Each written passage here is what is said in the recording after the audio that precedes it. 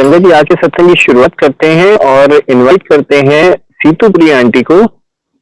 Situ aunty please आए और सत्संग की शुरुआत करें। जय गुरु जी। मैं जैसे बताया, मैं सीतू पुरी। मैं पहले थोड़ा अपने बारे में बता दूं, फिर आपको सबको संगत को पता चले थोड़ा बैकग्राउंड का, और फिर उसके बाद जो हमारे दर्शन हुए मेरे और मेरे हस्बैंड के, गुरु जी के, वो मैं बाद में बताती हूँ। ये 1992 में मेरे हस्बैंड आर्मी के हैं और 3 स्टार जनरल रिटायर हुए, लेफ्टिनेंट जनरल अशोक कुमार पुरी। मैं अपने बारे में इसलिए बता रही हूँ कि आपको थोड़ा सा आइडिया हो जाए, सबको, संगत को, कि हमारी मुलाकात कैसे हुई, हमारे दर्शन कैसे हुए, और कैसे अब तक मैं गुरु जी के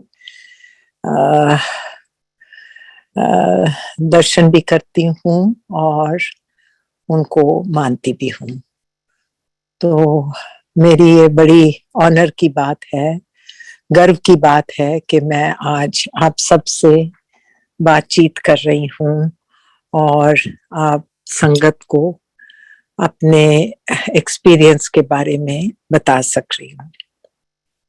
इसके लिए बहुत बहुत धन्यवाद। और बहुत ही गर्व की बात है कि मैं आप सबके साथ वर्चुअल मुलाकात हो रही है। तो ले चलती हूँ मैं 1992। हमारी पोस्टिंग हुई जलंधर, और जलंधर हम आए जनवरी के महीने में 1992 में। और जो मेरे हस्बैंड उस टाइम ब्रिगेडियर थे। Brigadier is 1 star general. और उस टाइम पे जो हमारे से पहले, मेरे हस्बैंड के पहले जो ब्रिगेडियर थे, वो उनकी पोस्टिंग कहीं और आ गई, और उनकी वाइफ ने मेरे को, मैं नाम नहीं लेना चाह रही हूँ, उन्होंने मेरे को बताया कि सीतू तुम यहाँ आई हो तो एक गुरु जी हैं, उन्होंने हमारे लिए बहुत कुछ किया है, तो कभी तुम्हारा दिल करे तो आप जरूर, या आप मानते हो तो आप जरूर जाके उनको मिलना। तो मैंने थोड़ा और पूछ लिया, मैंने कहा क्या, कैसे? तो कहने लगे उनके बेटे ने कोई 4 बार ट्राई किया यूएस जाने के लिए, ये फ्लाइंग ट्रेनिंग प्रोग्राम के लिए, और उनको हमेशा हर बार उदास होना पड़ा क्योंकि उनको परमिशन, वीजा नहीं मिला। और फिर वो गुरुजी के पास गए, और पता नहीं, जैसे कि जादू ही हो गया।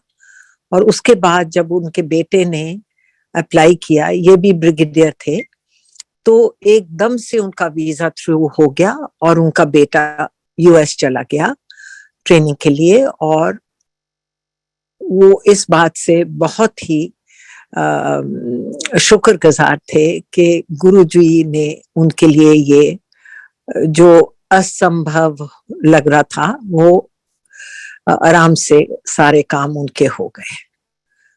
तो 1-1.5 महीने में हमने सेटल किया जलंधर में। और सेटल होने के बाद मैंने ऐसे ही अपने हस्बैंड को एक दिन कह दिया कि चलो हम भी जाके गुरुजी से मिलें। तो अब मैं थोड़ा सा ये भी कहूंगी, पता नहीं आप में से कोई आर्मी वाले हैं या डिफेंस वाले हैं या नहीं। तो डिफेंस वाले कुछ कम ही ऐसी चीजों में मानते हैं या ऐसे लोगों में मानते हैं। वो अपनी श्रद्धा से ही, अपने फेथ से ही चलते हैं, और कम ही किसी एक मजहब को मानते हैं, सब मजहबों में वो शामिल होते हैं। तो ये कहने लगे नहीं मुझे कोई इंटरेस्ट नहीं है। तो मैंने भी छोड़ दिया, मैंने पता भी नहीं किया कि कहाँ है, क्या है, कैसे हैं। मैंने कहा चलो छोड़ो, अगर इनको इंटरेस्ट नहीं है मेरे हस्बैंड को तो मैं भी छोड़ देती हूँ। पर मेरे दिल में जैसे कि हमेशा पता नहीं, शायद गुरुजी के साथ कुछ जरूर तारे मिले होंगी, मेरे को तो यही लगता है। तो अब 8-9 महीने निकल गए, ये अक्टूबर का महीना आ गया और हमारी बिटिया जो दिल्ली में पढ़ रही थी, पूजा हॉलीडेज थे, कॉलेज में पढ़ती थी, तो उसने हमारे पास आना था। मैं आपको ये बता रही हूँ हमारे दर्शन सबसे पहली बार कैसे हुए, और ये डिटेल में मैं इसलिए जा रही हूँ क्योंकि उससे आपको पता चले कि हमारा कोई इरादा नहीं था उनसे मिलने का या उनके दर्शन करने का, पर कैसे अचानक ही हो गया। तो ट्रेन से आ रही थी हमारी बिटिया अक्टूबर के महीने में पूजा हॉलीडेज पे, उसकी ट्रेन 8:45 बजे रात को आ रही थी, अकेले आ रही थी, और वो अब 20 साल की थी, तो हमें भी फिक्र था कि वो अकेली है और हमें जल्दी पहुंच जाना चाहिए स्टेशन। जलंधर कैंटोनमेंट और जलंधर स्टेशन दो अलग अलग जगह हैं, और हम जलंधर कैंटोनमेंट में रह रहे थे, आर्मी एरिया में। कैंटोनमेंट से सिटी जाने के लिए, क्योंकि रेलवे स्टेशन सिटी में था जहां पे ट्रेन ने रुकना था, कैंट में भी आती थी पर ये ट्रेन सिटी में ही रुक रही थी, तो सिटी जाने के लिए हमें कम से कम आधा घंटा चाहिए था। और दूसरा ये प्रॉब्लम थी कि रास्ते में एक रेलवे क्रॉसिंग थी। उन दिनों में फ्लाईओवर्स नहीं थे, उन दिनों में कोई अंडरपासेस नहीं थे, और रेलवे क्रॉसिंग कभी कभी 5 मिनट में क्लियर हो जाती थी और कभी कभी 50 मिनट में भी नहीं क्लियर होती थी। तो हमें भी फिक्र था कि हमारी बिटिया अकेली आ रही है, रात का समय है, तो हमें जल्दी पहुंच जाना चाहिए। कहीं हम रेलवे क्रॉसिंग, उसको हम फाटक कहते थे, रेलवे फाटक, उधर ना हमारी गाड़ी रुक जाए। तो हम अपने घर से तकरीबन 7:15-7:20 पे निकल गए, और ट्रेन का अराइवल था 8:45 पे। हमने अपना 1-1.25 घंटा रख के कि भाई अगर घंटा भी हमें रुकना पड़े तो हम टाइम से पहुंच जाएंगे। हम रेलवे क्रॉसिंग पे जैसे पहुंचे तकरीबन 5-7 मिनट में, तो फाटक खुला था और हम एकदम से क्लियर हो गए। अब बजे हैं 7:30। मैं टाइम इसलिए बता रही हूँ आप सबको क्योंकि इससे भी आपको पता चले कि हम कैसे और क्या सोच रहे थे। तो मेरे हस्बैंड कहने लगे अब तो बहुत टाइम है, 1.25 घंटा है, क्या करना है। मैंने कहा मेरा तो एक ही मन है। कहते क्या? मैंने कहा अब हम सिटी आए हैं तो गुरुजी को मिल लें। कहते गुरुजी कैसे? मैंने कहा वही जो मैंने एक बार आपको बताया था, वो जो ब्रिगेडियर आपके पहले थे, उन्होंने मुझे कहा था, तो ऐसी मेरा मन कर रहा है कि उनको मिल लें। अब आपके पास टाइम है और कुछ नहीं हम कर रहे। कहते तूने शॉपिंग नहीं करनी? मैंने कहा नहीं मैंने शॉपिंग नहीं करनी। कहते अच्छा चलो। तो हम पूछने लगे, अब मुझे ये भूल गया है, काफी टाइम हो गया, कि वो मॉडल टाउन था कि हाँ मॉडल टाउन था मेरा ख्याल, जहाँ पे वो रहते थे, उतना मुझे पता था। तो कहते कहाँ रहते? मैंने कहा मेरा ख्याल मॉडल टाउन में रहते हैं। तो हम मॉडल टाउन की तरफ चले गए। अब मॉडल टाउन ऐसा है जैसे कि दिल्ली में आप रजौरी गार्डन पहुंच जाओ, या आप ग्रेटर कैलाश पहुंच जाओ, या आप लाजपत नगर पहुंच जाओ। अब हमें कुछ नहीं पता, ना तो एड्रेस पता है, ना हमें कुछ नहीं, ना तो उनका कोई, तब तो मोबाइल भी नहीं होते थे।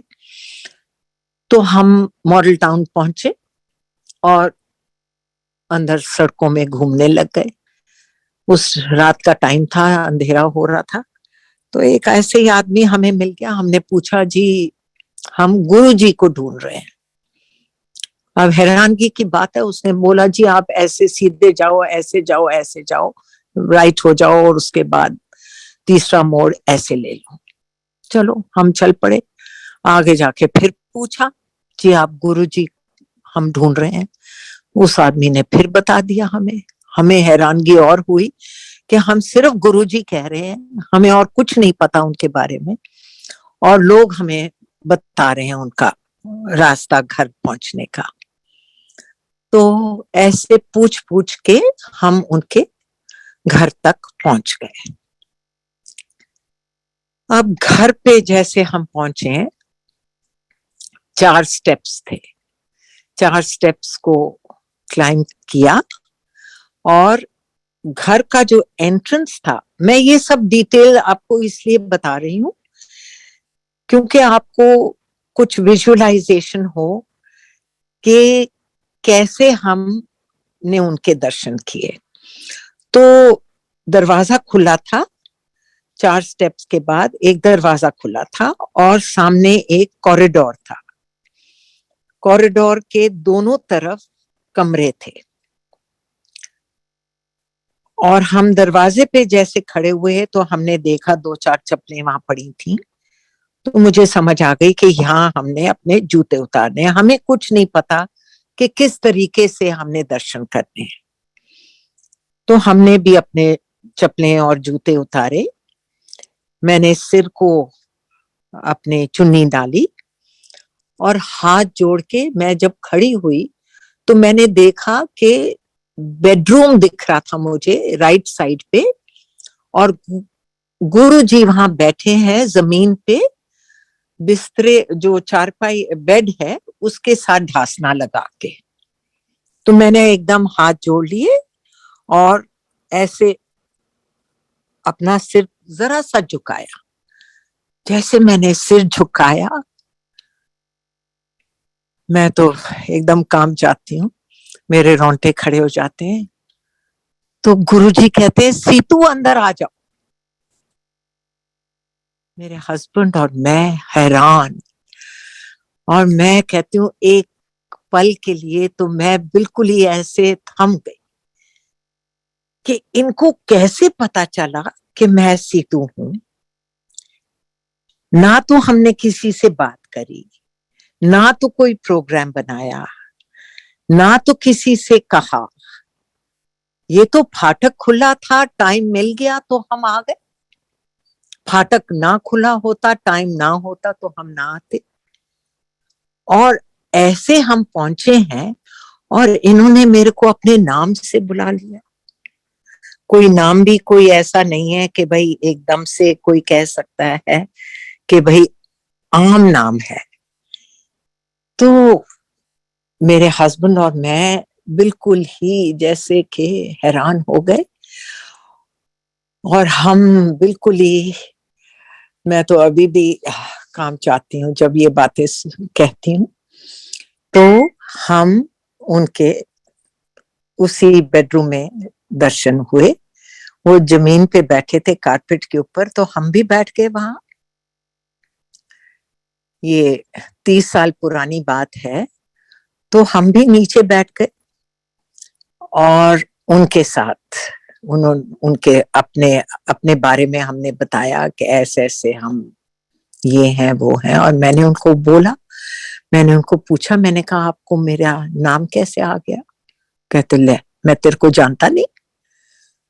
मैं तो हैरान। और मेरे हस्बैंड का नाम नहीं लिया, मेरे हस्बैंड को पूछा उन्होंने, ਤੁਹਾਡਾ ਕੀ नाम है? ते उस तो बाद असी थोड़ी बहुत गल्लां कीतियां और फिर 8:20 हो गए। और मैंने फिर अपने हस्बैंड को ऐसे जरा सा कूनी मार के कहा कि चलो चलें। अब टाइम हो गया हमारी बिटिया का। तो इन्होंने कहा गुरुजी हमारी बिटिया आ रही है तो हम चले। कहते कहाँ से आ रही? दिल्ली से आ रही है। कहाँ पे? स्टेशन पे आ रही है, ऐसे ऐसे ये ट्रेन है। कहते कितने बजे ट्रेन है? तो इन्होंने कहा 8:45 ट्रेन है। कहते ट्रेन तो लेट है, बैठे रहो।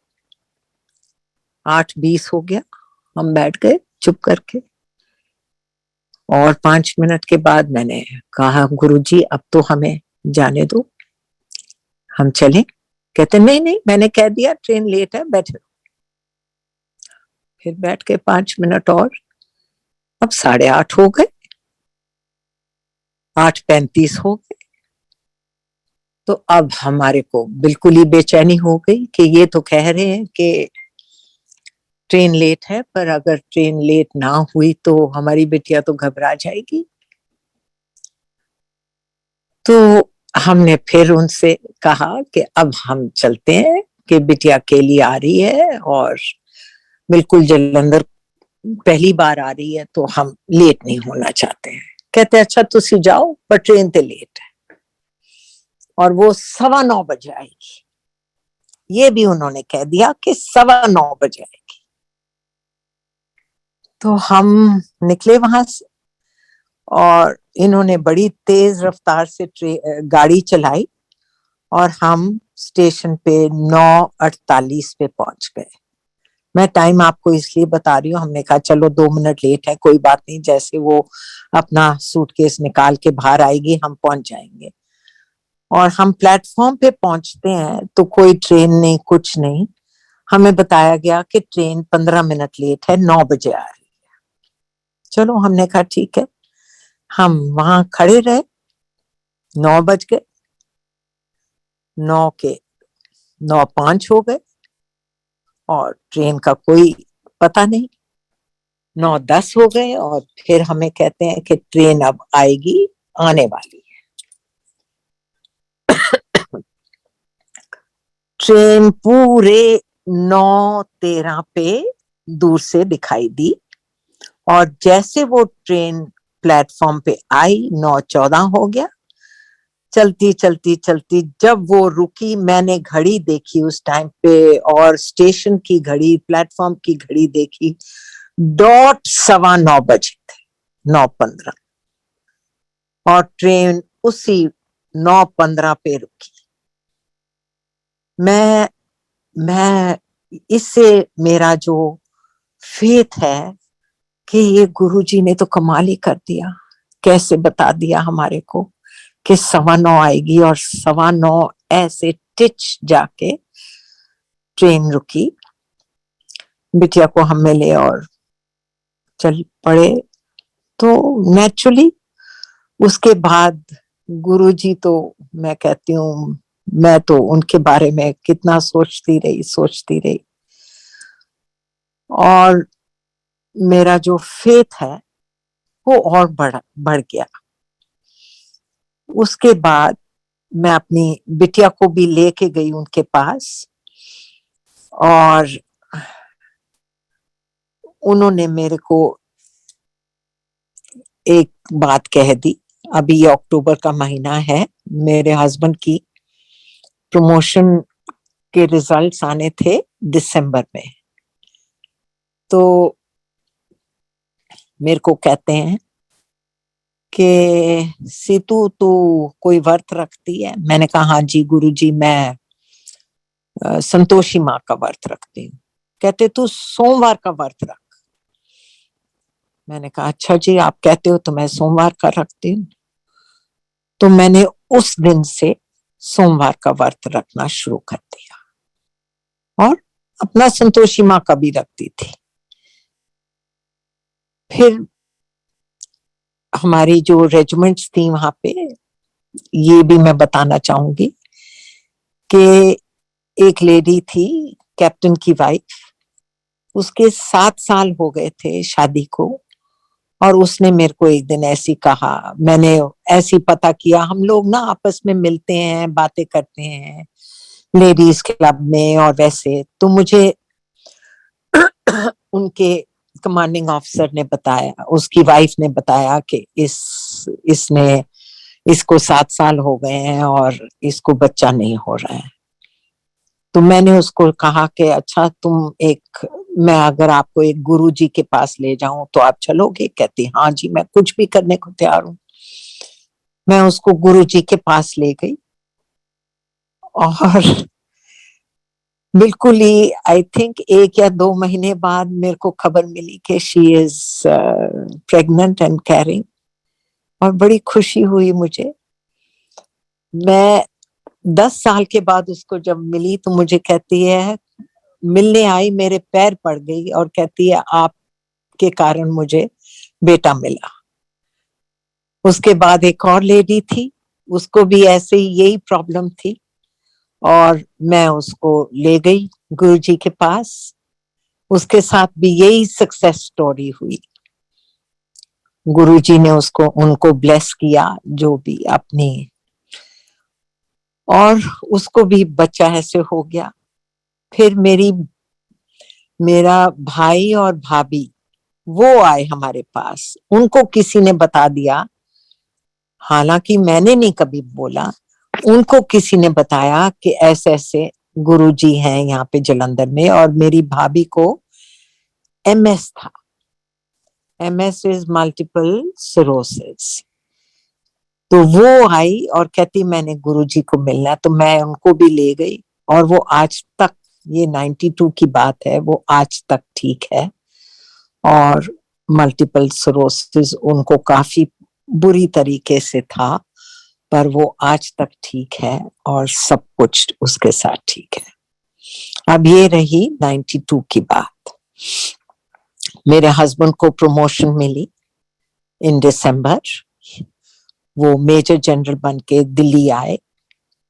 और मैं इसलिए बता रही हूँ कि इसमें भी गुरुजी के जरूर श्रद्धा होगी, उन्होंने जरूर हमारे को ब्लेसिंग्स दी होंगी, क्योंकि कितने आई थिंक अबाउट 60 और 70 कोर्समेट्स होते हैं, उनमें से सिर्फ 5 जनों को मेजर जनरल का रैंक मिला। और हम दिल्ली आए। दिल्ली में बस ऐसे ही टाइम अपना निकाल के फिर बाकी भी हमारी पोस्टिंग्स हुई। और 97 में मेरे हस्बैंड लेफ्टिनेंट जनरल बन गए। 99 में हम दिल्ली आए पोस्टिंग पे। मेरे हस्बैंड आए डायरेक्टर जनरल बॉर्डर रोड्स के DGBR बन के। और ये किस्सा मैं इसलिए बता रही हूँ क्योंकि उनका बर्थडे था 9 सितंबर को। तो ऐसे बर्थडे पार्टी पे हमने अब कुछ फ्रेंड्स बुलाए हुए थे, और हमारे कोई बड़े क्लोज फ्रेंड्स थे। उनकी वाइफ मेरे को कहने लगी, सीतू तुम दिल्ली में आई हुई हो और तुम गुरुजी को नहीं मिले। मैंने कहा गुरुजी कौन, कैसे? कहती वही गुरुजी, वो तुमको याद कर रहे थे। मैंने कहा जलंधर वाले गुरुजी? कहती हाँ, तुम गई क्यों नहीं मिलने? मैंने कहा तुम कैसे जानती हो? कहती मैं तो जाती रहती हूँ उधर। तो मैंने कहा वो दिल्ली में थोड़ी, वो तो जलंधर में है। कहती नहीं, वो तो दिल्ली में आए हुए हैं, यहाँ एम्पायर स्टेट बिल्डिंग में के पीछे उनका है वो। मैंने कहा अच्छा, मुझे तो पता ही नहीं। कहती वो तो तुमको याद कर रहे हैं। मैं हैरान कि मेरे को कैसे याद किया। कहती वो कह रहे थे कि उनकी पोस्टिंग दिल्ली आ गई है और वो मेरे को मिलने नहीं आई। ये 9 सितंबर है। 10 सितंबर मेरे हस्बैंड गए ऑफिस और इनको थोड़ी चेस्ट के ऊपर स्वेलिंग थी। इन्होंने डॉक्टर को दिखाया, डॉक्टर ने टेस्ट किए 10 सितंबर को, और 1 बजे मुझे डॉक्टर से फोन आता है कि your husband is diagnosed with breast cancer. मैं तो बिल्कुल ही हिल गई और बड़ी घबराई मैं। सर्जरी हो गई, मेरे बच्चे दोनों अब्रॉड थे, अमेरिका में। दिस इज इन 2001 सितंबर, जब वो ट्विन टावर्स न्यूयॉर्क में डैमेज हुए with the aircrafts, terrorist aircrafts. तो दोनों बच्चे नहीं आ पाए। सर्जरी हो गई 14 सितंबर को और दोनों बच्चे नहीं आ पाए because all flights were cancelled. फिर मेरा बेटा आया जब फ्लाइट्स रिज्यूम हुई और मेरे दिल में ये था कि गुरुजी को जाके जरूर मिलना है, उन्होंने याद किया है। तो बेटे को लेके, क्योंकि मेरे हस्बैंड को कीमोथेरेपी हो रही थी और उनको मना किया था कि कहीं संगत में नहीं जाना, कहीं क्राउडेड एरियाज में नहीं जाना। तो मैं बेटे को साथ में लिया। बेटा was also with the same thoughts जैसे मेरे हस्बैंड के थे। वो भी नेचुरली मॉडर्न डे टाइम जैसे बच्चे होते हैं, कहते मम्मा आप किस बातों में बिलीव करते हो? मैंने कहा चलो तो सही। कहते क्यों?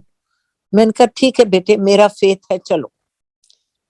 तो हम गए वहां पे। मैं भी वहां एम्पायर स्टेट बिल्डिंग में, मेरे को नहीं पता कहाँ रहते थे, वहां पे हम पहुंचे। तो उधर से पूछ पूछ के तब तक तो उनकी काफी संगत बढ़ गई थी, तो हमें बता दिया और तब हम पूरी गाड़ी लेके उनके घर तक पहुंच गए जहां पे वो दर्शन दिया करते थे। जैसे मैंने उस घर में घुसी हूं, वो अपने कुर्सी पे बैठे थे, दूर से उन्होंने देखा मुझे। कहते सीतू अब तू आई है ना, तेरे को तकलीफ हुई है। मैं एकदम हैरान, मैंने कहा देखो इनको कैसे पता चल गया है सब कुछ। कहते तू कल ही क्यों आई है? फिर मैं उनके पास गई, मैंने प्रणाम किया उनको। मैंने कहा जी वो नहीं आ सकते हैं, वो उनको डॉक्टर ने मना किया है क्योंकि उनको कीमोथेरेपी हो रही है और उनको मना किया है कि भरी संगत में कहीं नहीं जाना। कहते अच्छा तू ऐसे कर, एक लोटा तांबे का ले आ और अच्छे से मांज के साफ करके बस तू वो ले आ। तो उस दिन मैं बैठी, हमें बोला प्रसाद खा के जाओ। सबको नहीं कहते थे, किसी किसी को कहते थे प्रसाद खा के जाओ। और वो मानी हुई बात थी कि वो पहचानते थे कि जो उनको मानते हैं और उन्हीं को वो कहते थे खा के जाओ। बाकी लोग आके माथा टेक के चले जाते थे, पर सबको नहीं वो कहते थे, ये मैं कह सकती।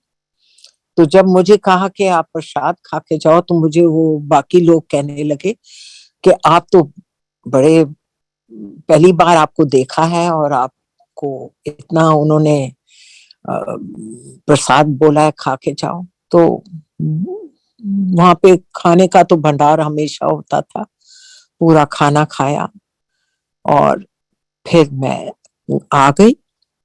और फिर 2-3 दिन के बाद मैंने फिर वो अपना तांबे का जग लिया और लेके मैं उनके पास फिर से गई। तब मेरे बेटे ने फिर बोला मम्मा आप फिर जा रहे हो, क्यों? आप देखते हो कि वहां इतने बड़े बड़े लोग हैं, आप क्यों मानते हो उनको? वो सिर्फ बड़े लोगों को मानते हैं। मैं ये बात इसलिए कह रही हूँ क्योंकि ये बात फिर जब मेरे बेटे ने कही तो मुझे थोड़ा सा लगा। तो मैं जब उनके पास गई, मैंने कहा ठीक है, मेरा उनके साथ पता नहीं कुछ जरूरी बड़ा ही कोई पर्सनल कनेक्शन होगा, क्योंकि जब मैं गई वो जग लेके तो जैसे उनके पास गई, कहते ऐथे बैठ जा। तो वो बैठे थे अपनी कुर्सी पे और मैं उनके पास कुर्सी के साथ ही नीचे बैठ गई और मेरे को कहते मेरे पैर घुट।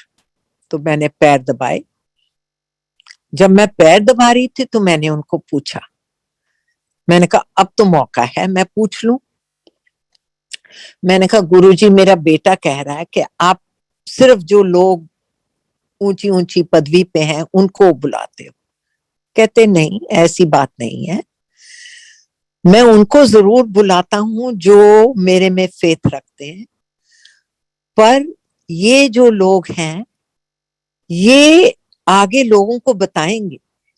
अब मैं इसमें फिर मैंने अपने बेटे को समझाया, मैंने कहा बेटा, कोई रास्ते पे चलता हो और कहे जी हम गुरुजी को मानते हैं, तो आप नहीं उसकी बात मानोगे, पर जिसको आप कुछ मानते हो कि हाँ ये सोसाइटी में कुछ है या ये कुछ ऐसी बात कर रहे हैं जो अपने आप इतनी ऊंची पदवी पर पहुंच के और किसी और को मान रहे हैं, तो जरूर उसमें कुछ होगा। तो ये बात मैंने फिर अपने बेटे को समझाई। मैंने कहा बेटा, ये ऐसी बात है कि बहुत बड़े बड़े लोग आते हैं, पर सबको नहीं ये उसी मन से ब्लेसिंग्स देते हैं जैसे कि हमें मिली है। और एक तो फेथ है, श्रद्धा है हमारी और फेथ है, और दूसरा ठीक है अगर हम इनके गुरुजी के बारे में बात करेंगे तो हमारी बात लोग मानेंगे, क्योंकि अब आपके जो फादर हैं वो इतनी पदवी पे पहुंचे हुए हैं, 3 स्टार जनरल बन के पहुंचे हुए हैं,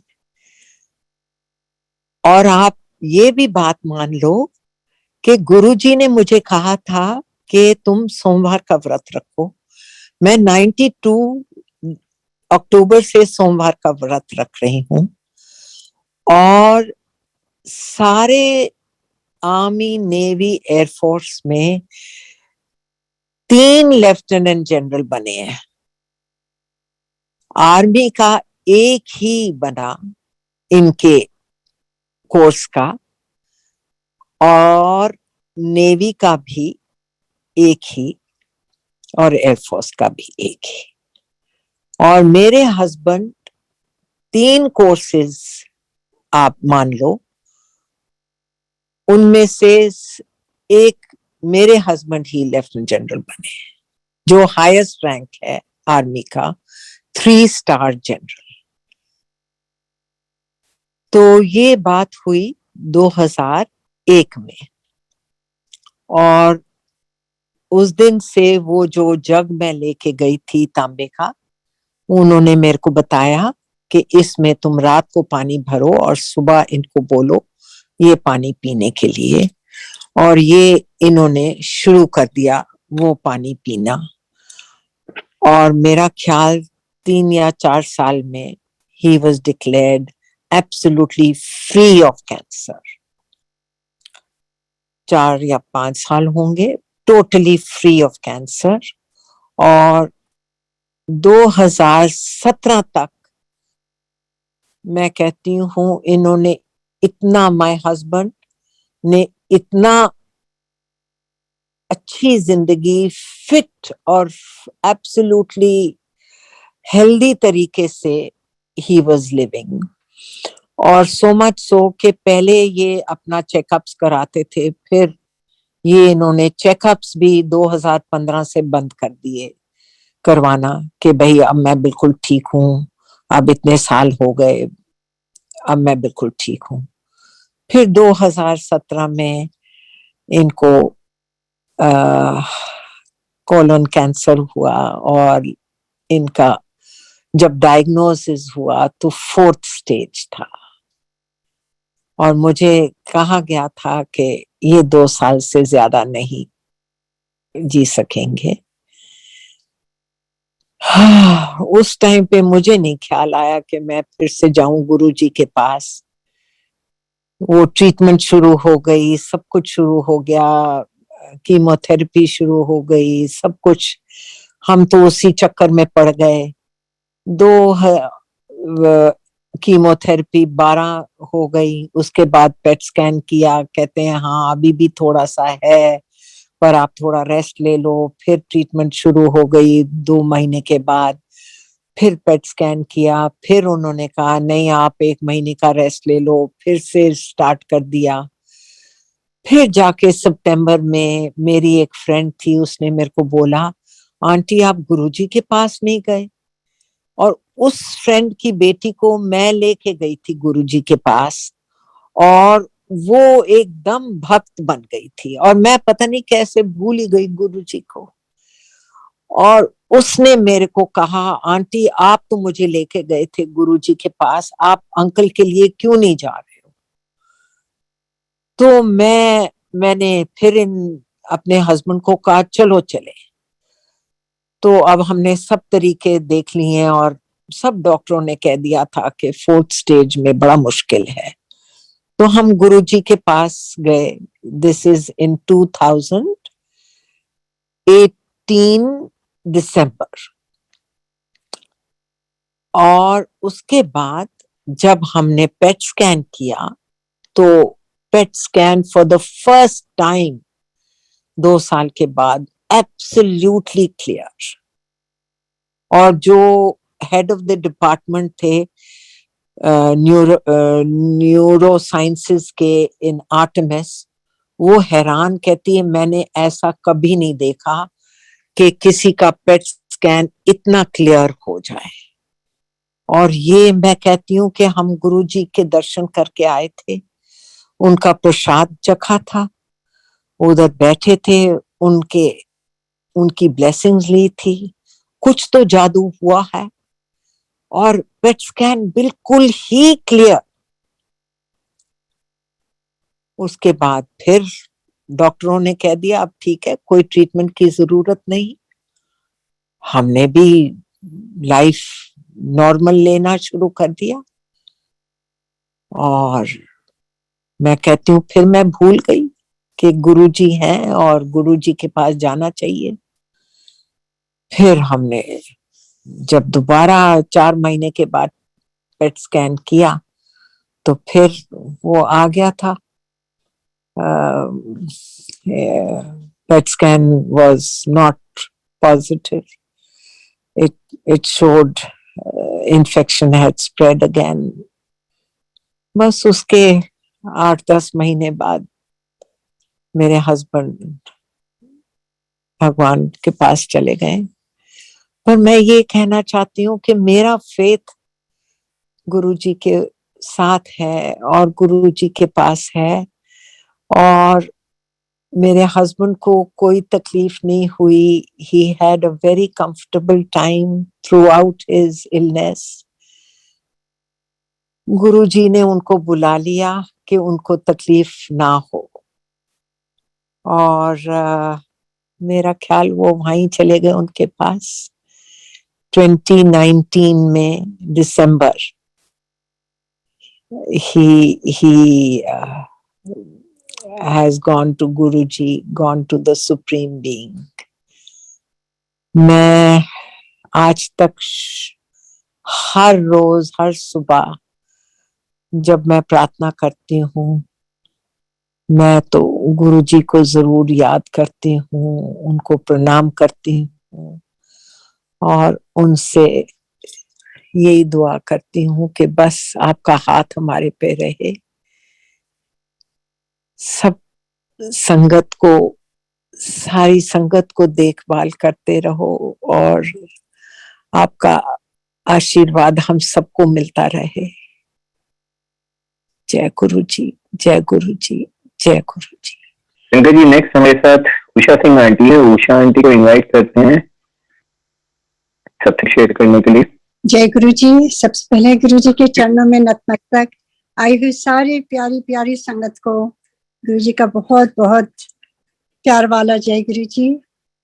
और सारे जो भी सेवादार हैं उनको भी बहुत बहुत गुरु जी की ब्लेसिंग्स। और समय की थोड़ा सा कमी है तो मैं बहुत शॉर्ट में ही सुनाऊंगी। और गुरु जी की ब्लेसिंग्स क्या है ये मैं इसके बारे में थोड़ा सा बताना चाहती हूँ, क्योंकि गुरु जी को जिन्होंने देखा है साक्षात, जैसे आंटी ने अभी मैं सुन रही थी इतना ब्यूटीफुली शेयर किया है, तो किस तरह से गुरुजी जब हमें ब्लेस करते हैं, तो जैसे आंटी ने कहा है कि उनके बेटे ने पूछा गुरुजी से कि आप बताइए कि आप खाली इतने वेल टू डू लोगों को या बहुत ही एजुकेटेड या क्रीम ऑफ सोसाइटी ऐसे लोगों को ही क्यों ब्लेस करते हैं। वो बात तो ऐसी नहीं है वैसे, क्योंकि हमने खुद देखा था कि वहां पर हर स्टेटस के लोग आते थे, जितना भी टाइम बिताया एम्पायर स्टेट में गुरुजी के पास। और गुरुजी ने खुद कहा था, क्योंकि गुरुजी ने कहा था कि मेरे हस्बैंड एमपी जी को कि महापुरुषों का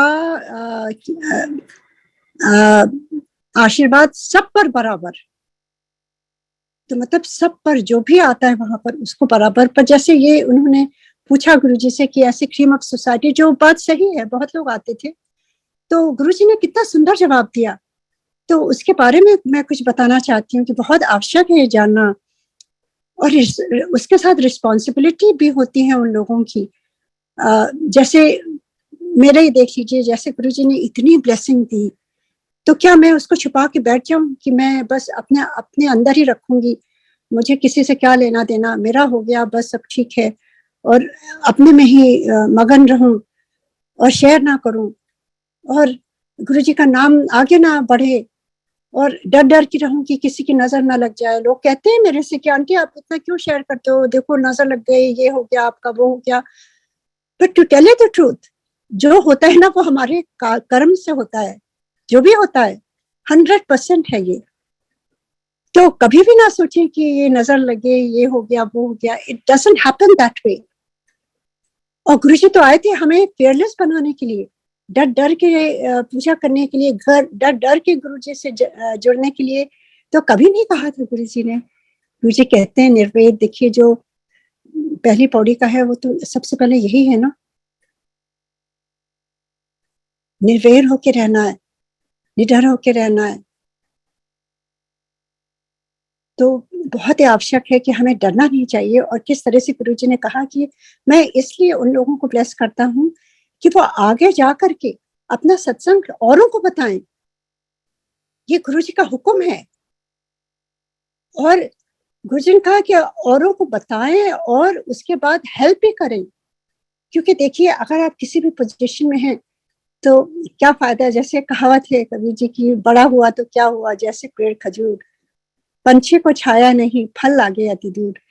तो अगर हम उस पोजीशन पर हैं कि हम किसी की मदद कर सके, तो क्या फायदा कि उस पोजीशन पे रहने का, जब हम ह्यूमैनिटी अपने से लोगों को जिनको जरूरत है उन तक हम ना पहुंच पाए, अगर कुछ भी ना कर पाए, तो कम से कम हम उनको तंग ना करें और उनके लिए प्रे कर सकते हैं। तो ये गुरुजी की आज बहुत बड़ी सीख है जो मुझे सत्संग से मिली, कि गुरुजी ने कितना सुंदर उनको जवाब दिया और कहा। और यही कहते हुए मैं कहूंगी कि जितनी भी पुरानी संगत है, और बहुत ही अच्छा लगता है पुरानी संगत आती है और कितनी सुंदर तरह से शेयर करती है, एंड उसके लिए मैं बड़े मंदिर को बहुत बहुत धन्यवाद देती हूँ। मैं भी सीख रही हूँ बहुत बहुत नई चीजें। तो यही कहते हुए गुरु जी के चरणों में नतमस्तक होके कहती हूँ, जय गुरु जी। जो भी शब्द आप बुलाएंगे वही मैं बोल पाऊंगी। तो जैसे आप सबको मालूम ही है कि किस तरह से गुरु जी अपने दरबार में बुलाते हैं जब हमारे कार्मिक अकाउंट खत्म होने लगते हैं।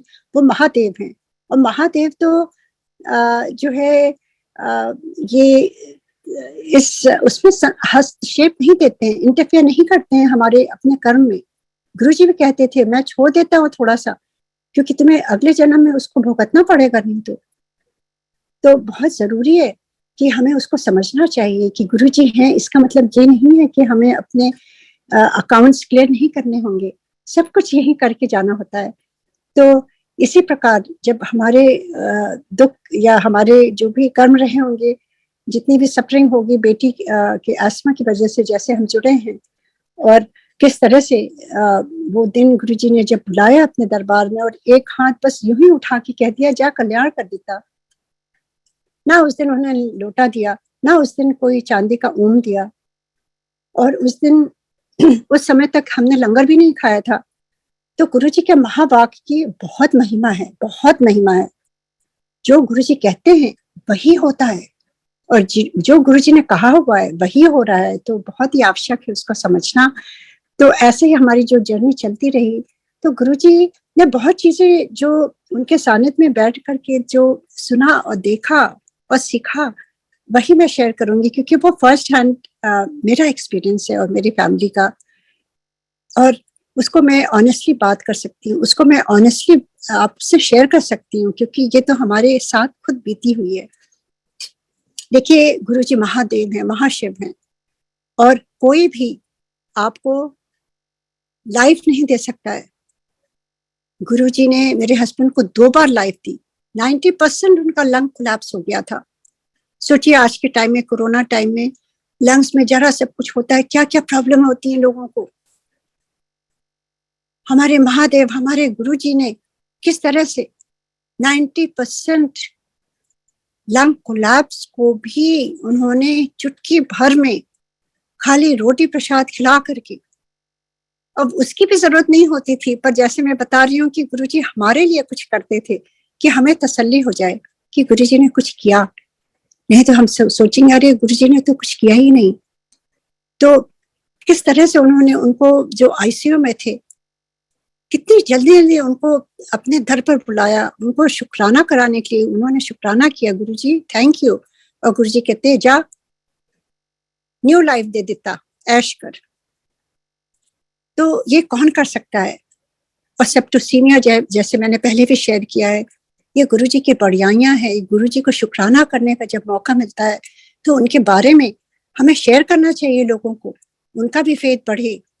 कैसे सेप्टोसीमिया जो होता है, ब्लड पॉइजनिंग, जिसका कोई क्योर नहीं होता है, सारे ऑर्गन्स धीरे धीरे सब कुछ फेल होने लगते हैं, और बहुत ही कम लोग उससे उभर पाते हैं। और हम यहाँ सियाटल में, और गुरुजी एम्पायर स्टेट में, किस तरह से गुरुजी ने वहां से फोन किया। गुरुजी अक्सर फोन करते थे, क्योंकि वो तो महादेव है, वो तो ईश्वर हैं, वो तो इस सृष्टि के रचयिता हैं। उनको हर एक संगत की खबर है, कोई कहीं भी रहे, because Guruji is omnipotent, omniscient, omnipresent, हर जगह, हर संगत के साथ।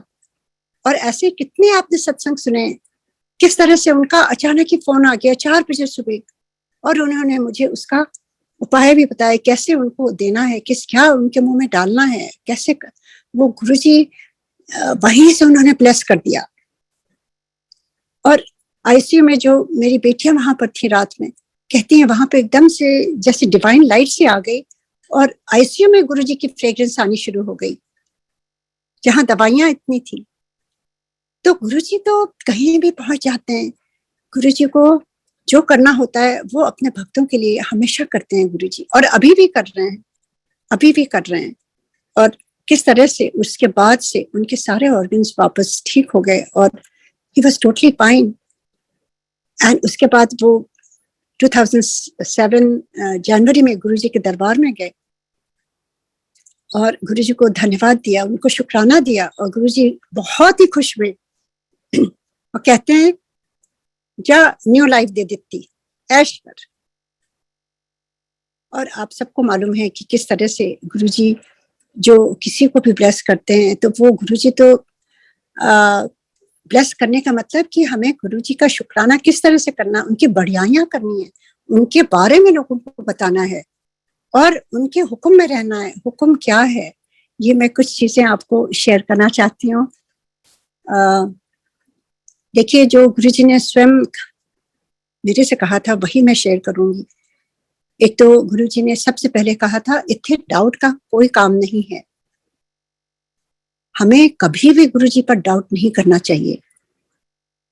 गुरुजी कहते हैं यहाँ सब कुछ प्रैक्टिकल होता है, एवरीथिंग इज प्रैक्टिकल। गुरुजी कोई किसी वहम में, अहम में और उसमें नहीं डालते थे कि आप ये करो रिचुअल्स में। वो हम सबको अब तक पता चल गया है।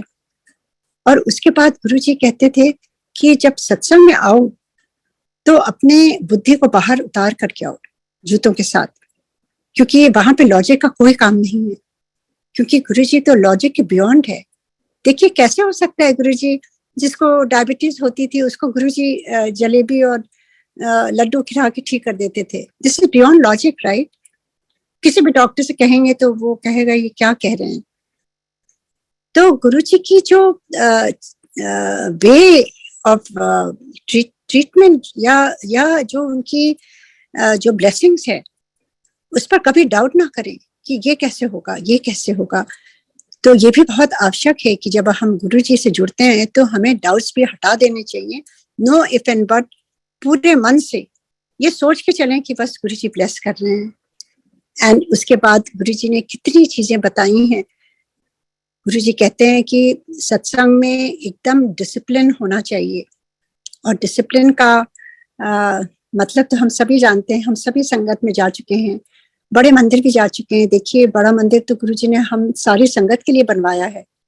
उस समय हम तो 98 में जुड़े हैं और उस समय नया नया मंदिर बना था, और गुरुजी स्वयं हमें अपने साथ मंदिर ले गए थे और एक एक कोना मंदिर का गुरुजी ने दिखाया था, everything.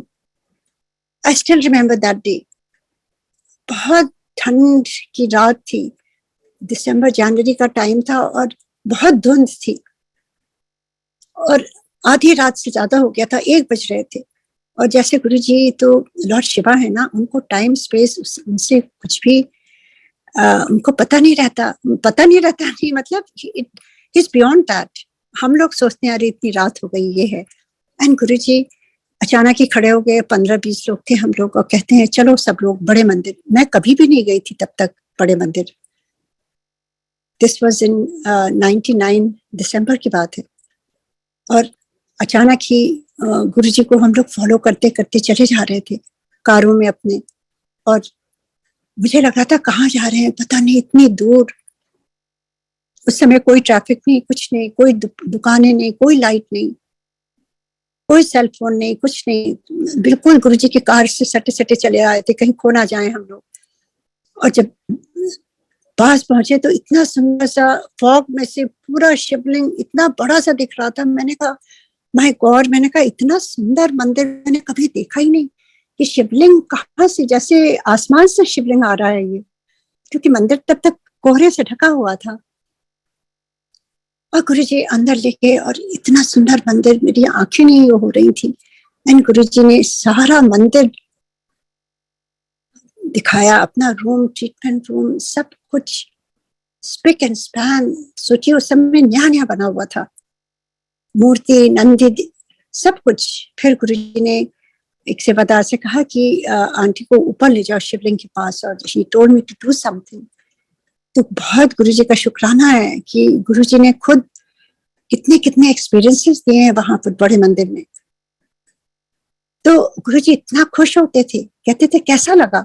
Guruji was very child like, क्योंकि भगवान तो चाइल्ड लाइक ही है ना, वो तो full of Joy, full of humour, कोई ऐसा वो नहीं था। गुरुजी बहुत बहुत एंजॉय कराते थे। तो हमने कहा गुरुजी ये बहुत सुंदर है गुरुजी।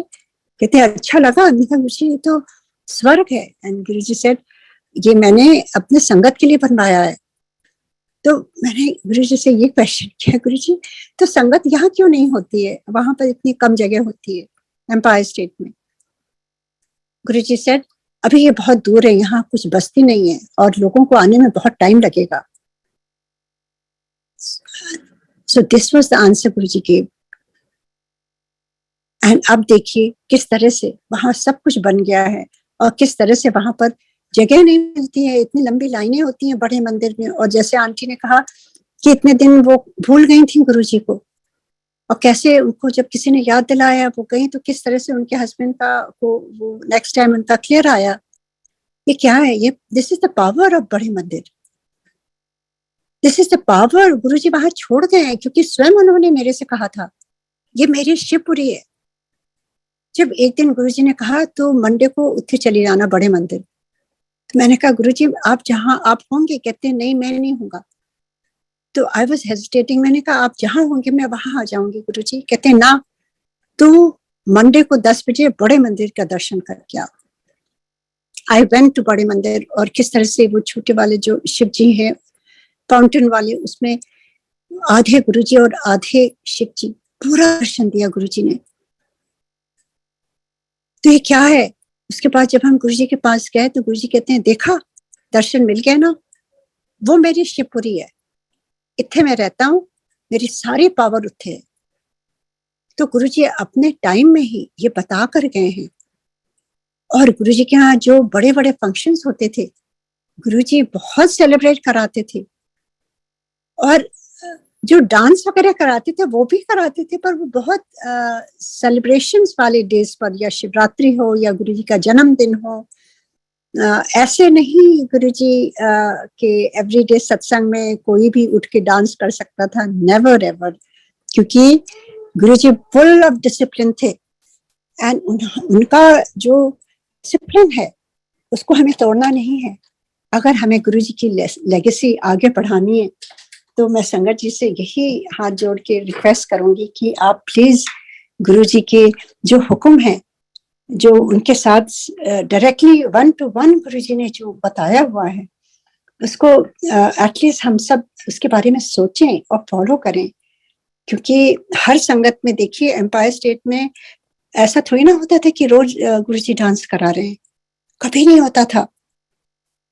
कभी कभी एक बार मुझे याद है रिंकू आए हुए थे और गुरुजी ने उनको 5 टाइम्स एक ही गाने पे डांस कराया था। वो गुरुजी का कुछ स्पेशल ट्रीटमेंट होता है, और ऐसा थोड़ी ना कि उन्होंने सबको खड़ा होकर डांस कराया, ऐसा भी नहीं होता है। तो ये चीजें जो है, ये प्लीज इसको फॉलो करें। आजकल हर जगह मैं देखती हूँ, कहीं संगत हो रहा है, फेसबुक में कहीं भी देख रही हूँ कि लोग अच्छे अच्छे कपड़े पहन के खाली डांस करे जा रहे हैं। उनको गुरुजी के बारे में बताना चाहिए, बहुत आवश्यक है।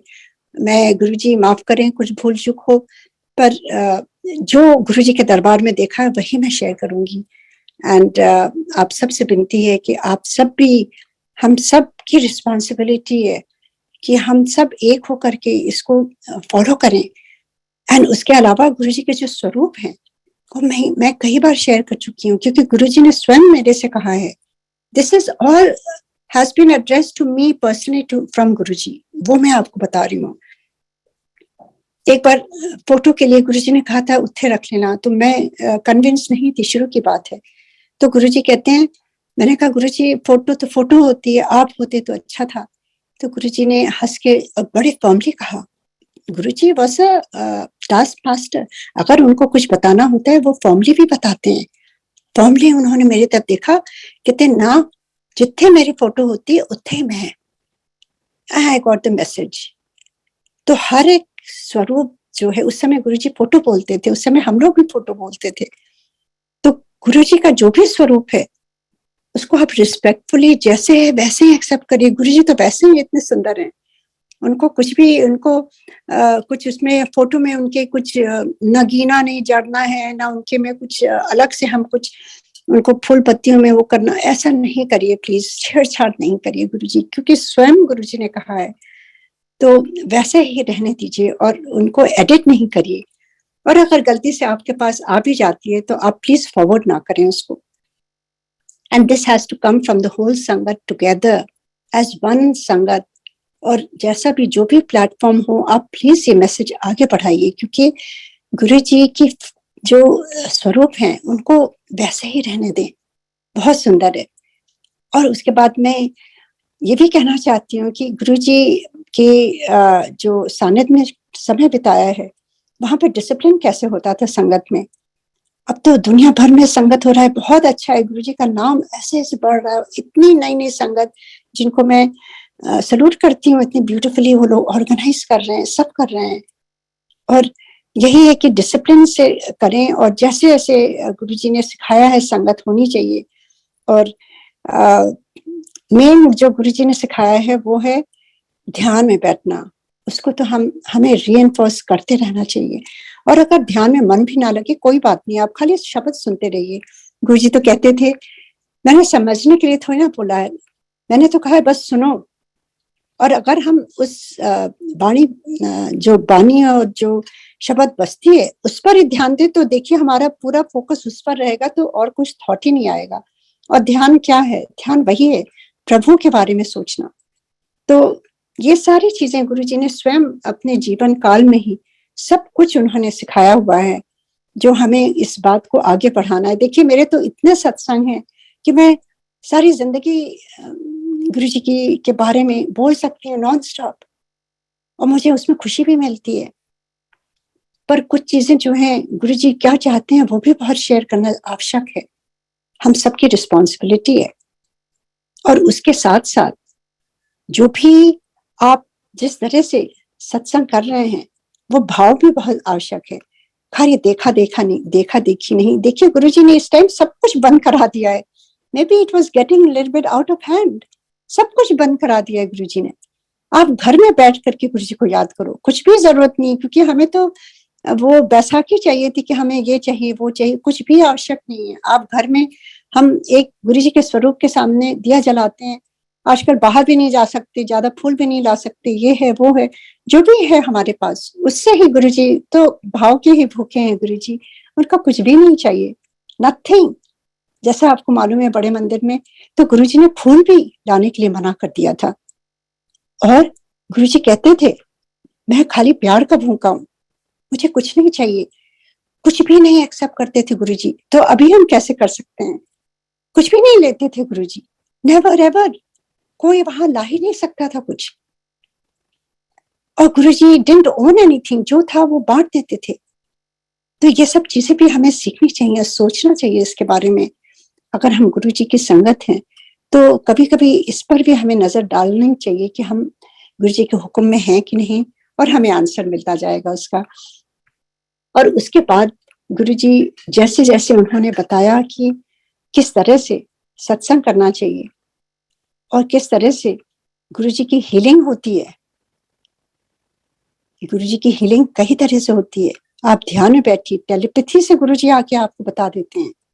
एक बार गुरुजी ने मेरे से, जब कुछ साल तक हम जुड़े रहे, बहुत गुरुजी ने बातें करी, बहुत बातें करी।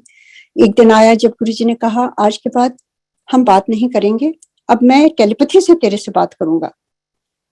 तो मैं थोड़ी परेशान हो गई, मैंने कहा गुरुजी सॉरी, कुछ गलत मैंने कह दिया। गुरुजी कहते ना, अब हम टेलीपैथी से बात किया करेंगे, साइलेंस में। ये भी गुरुजी ने सिखाया है कि आपको शब्दों की आवश्यकता ही नहीं है, आप गुरुजी से साइलेंस में बैठ के बात कर सकते हैं। आपको भीड़ बहुत, कोई कुछ भी नहीं आवश्यकता, आप कभी भी गुरुजी से डायरेक्ट कनेक्शन रखिए, direct connection, that is all needed.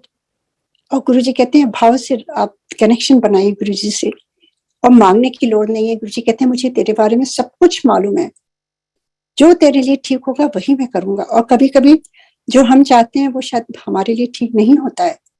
तो बहुत बहुत ही जरूरी है ये चीजें जो गुरुजी ने सिखाई हैं और गुरुजी ने बताई हैं फर्स्ट हैंड, इसको हमें फॉलो करना चाहिए। और अभी देखिए अब तो गुरुजी नहीं है, फिर भी कैसे कैसे गुरुजी ट्रीट कर रहे हैं, कितने लोगों की बीमारियां ठीक हो रही हैं, ल्यूकीमिया तक ठीक हो रहा है, चाहे कैंसर हो चाहे कुछ हो, कैसे कैसे चीजें हो रही हैं। दिस इज ऑल गुरुजी महाराज की कृपा है। और उन संगत पर जो मिले भी नहीं गुरुजी को, ये मेरे खुद के पर्सनल एक्सपीरियंसेस हैं। खाली गुरुजी का स्वरूप वहां पहुंचता है और वो गुरुजी के भक्त भी नहीं है, और किस तरह से गुरुजी के स्वरूप के थ्रू ही ब्लेसिंग होने लगती है। नेक्स्ट टाइम उनका टेस्ट होता है तो पता चलता है उनके जो वाइट सेल्स जो लुकिया में जो ज्यादा वो हो जाते हैं वो एकदम कम हो गए हैं, एकदम प्रोग्रेस होने लगती है। Doctors are surprised. खुद सियाटल में मैंने देखा कितने लोगों को गुरुजी का स्वरूप पहुंचा, कितनी आंटीज, और खाली सियाटल में नहीं बाहर भी कितने डिफरेंट स्टेट्स में। और 7 साल 11 साल बच्चे नहीं हो रहे थे, कहते हैं आंटी मैंने वो रखा जो भेजा गया, मुझे मिला गुरुजी का स्वरूप, उसके बाद से they all have good news. ये कैसे हो रहा है? गुरुजी अब नहीं है पर गुरुजी अभी भी ब्लेस कर रहे हैं। तो प्लीज आप गुरुजी के स्वरूप को आदर के साथ रखिए और जैसे हैं गुरुजी वैसे ही उनको रहने दीजिए और उसी से आपको ब्लेसिंग मिलेगी। आप गुरुजी को बहुत छेड़छाड़ करेंगे तो फिर वो ब्लेसिंग कहाँ रह जाएगी, ये सोचने की बात है। तो बहुत ही आवश्यक है आप सारी संगत गुरुजी से यूं ही जुड़े रहें। और किसी दिन मैं अपने सारे सत्संग एक दिन शेयर करूंगी जब गुरुजी की का हुक्म होगा, उनकी आज्ञा होगी तो मैं तो जीवन भर बोल सकती हूँ जो जो गुरुजी ने एवरी सिंगल डे ही। अभी परसों भी इतना ब्यूटीफुल गुरुजी ने एक्सपीरियंस दिया है जो अभी मैं इस समय टाइम की वजह से मैं नहीं शेयर करूंगी, क्योंकि देखिए जो गुरुजी आपको एक्सपीरियंस देते हैं तो वो कभी कभी आपको बताते भी हैं कि इसको शेयर करो, दुनिया को बताओ क्या है गुरुजी। और कई कई चीजें गुरुजी कहते हैं कि ये तुम्हारी पर्सनल ब्लेसिंग है, उसको हमें अपने तक रखनी है।